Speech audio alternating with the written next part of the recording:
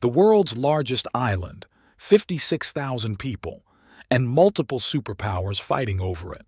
This is Greenland, and the story of why it belongs to Denmark is more fascinating than you'd think. Why does everyone want to buy it?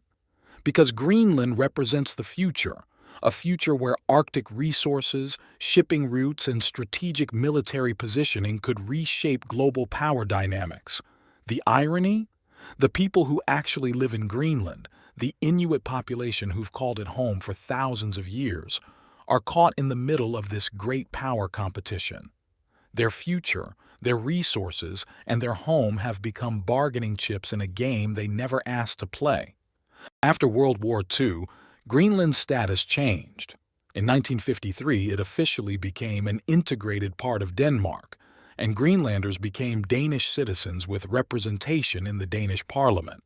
Greenland is technically part of the Kingdom of Denmark, but it's also autonomous. Think of it like this.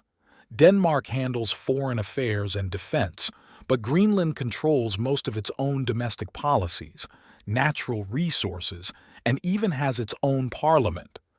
So how did a small Scandinavian country end up controlling the world's largest island?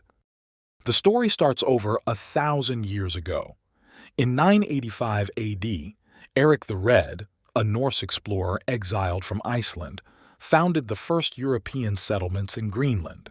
Yes, he named it Greenland as a marketing tactic to attract settlers, even though it was mostly ice. Medieval clickbait at its finest. These Norse settlements eventually came under Norwegian rule in 1261. For centuries, Greenland was a Norwegian territory with a small but stable Viking population. Here's where Denmark enters the picture. In 1380, Norway and Denmark entered into a political union. Greenland came along as part of the package deal. Fast forward to 1814. After the Napoleonic Wars, Norway was forced to separate from Denmark and join with Sweden. But there was a crucial detail in the Treaty of Kiel. Greenland, along with Iceland and the Faroe Islands, stayed with Denmark, not Norway. Why? Greenland was considered so remote and insignificant at the time that it wasn't worth arguing about in detail. Little did they know how valuable it would become. Norway actually tried to claim parts of Greenland in the 1930s, but the International Court ruled in Denmark's favor in 1933, solidifying Danish sovereignty. Denmark's relationship with Greenland evolved significantly in the 20th century. For a long time, Denmark treated Greenland as a colony, restricting contact with the outside world and controlling trade. The big shift came in 1979 when Greenland gained home rule, giving it control over most domestic affairs. In 2009, Greenland achieved self-government status through a referendum. This gave Greenland control over its police, coast guard, and crucially, its natural resources. Greenlandic, Kala Alisut, became the sole official language, and Greenlanders were recognized as a separate people under international law. Today, Greenland can declare independence whenever it wants, if it can figure out how to fund itself without Danish subsidies, which currently make up about 20% of Greenland's GDP. Now here's why Greenland has become one of the most strategically important territories on Earth.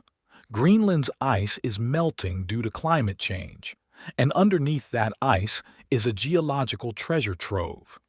We're talking about rare earth elements crucial for smartphones, electric vehicles, and military technology, uranium deposits, iron ore, zinc, and gold.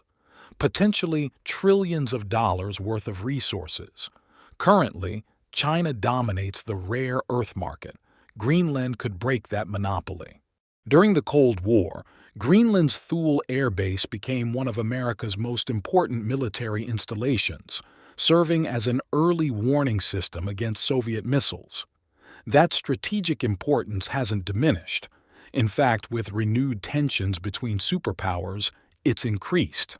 Greenland sits between North America and Europe, making it crucial for Arctic defense shipping route control, early warning systems, potential missile defense systems. While exploration has been limited due to harsh conditions and environmental concerns, Greenland's waters potentially hold significant oil and gas reserves. Greenland isn't just on the market in theory. Countries have literally tried to buy it. After buying Alaska from Russia, the U.S. considered buying Greenland and Iceland too. The idea was floated but never seriously pursued. After World War II, President Truman offered Denmark $100 million in gold for Greenland.